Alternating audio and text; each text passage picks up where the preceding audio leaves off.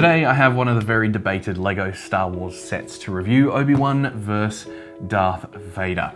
Now this set retails for $80 Australian or $49.99 in the US, comes with 408 pieces and 4 minifigures, 2 of which are exclusive to this set. Now it's great to see sets come from the Obi Wan series. I personally was a big fan of that, as a fan of Star Wars, Obi Wan as a character and Ewan McGregor as an actor. It was great to see him come back, but the sets that came out, especially this one, caused a lot of debate about being overpriced, and that probably comes down to a bit of the Star Wars tax, if you like, on there, especially for a 408 piece set. Now, I'm going to get into all of that in just a minute.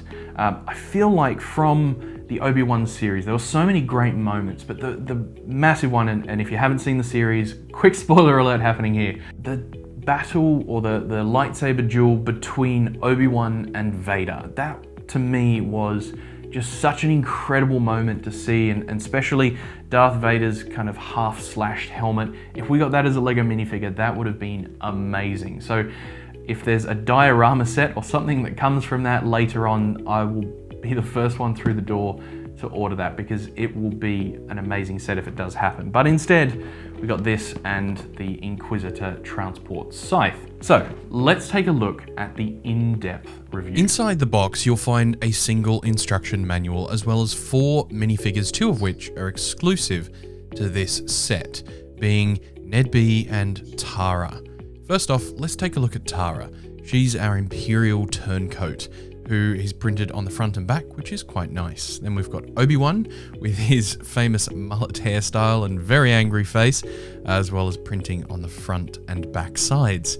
Then there's Ned-B, everybody's favorite yellow droid, who looks absolutely incredible.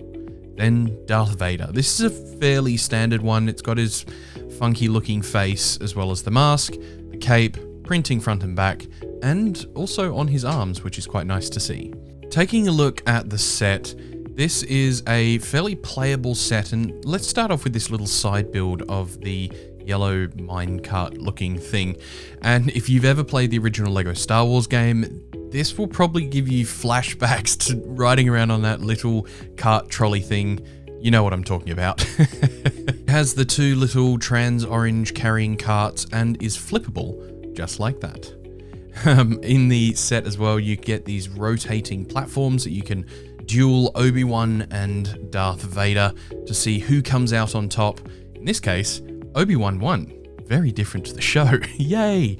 Anyway, you've also got this little lava flippable section, which is quite fun when you pull back Darth Vader's slide and it flips back so you can make Obi Wan go flying.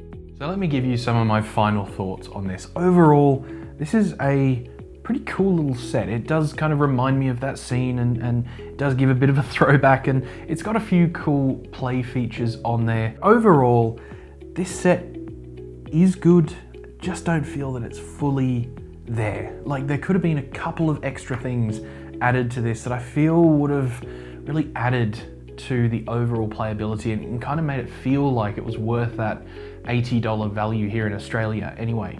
So like a couple of things like the bases here rotate with Darth Vader and Obi-Wan, and that's cool.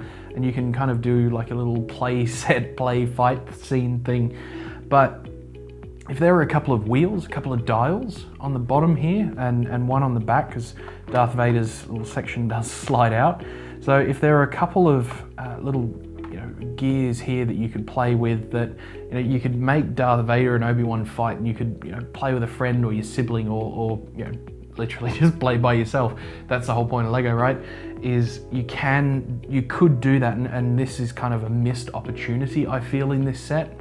Would have been something nice, as well as maybe a stormtrooper in this scene's kind of coming up and charging behind Darth Vader. He feels a little bit outnumbered right now. Just kind of a generic stormtrooper minifigure that could have stood behind Darth Vader, and you could have kind of given the other characters another minifigure to interact with. So for the full price of this set, I feel like it's a little bit overvalued. Now, I was fortunate that I actually found this on sale a few days ago as of recording this, and I got it for actually a really good price, and that's what I felt like the value. If I paid, I think, about $60 Australian for this, and it just feels like that's the price that it should have been set at originally. So I was really fortunate to be able to pick that up. If you are wanting to pick up one of these sets, I'd say that the biggest value in this is probably the minifigures and the pieces.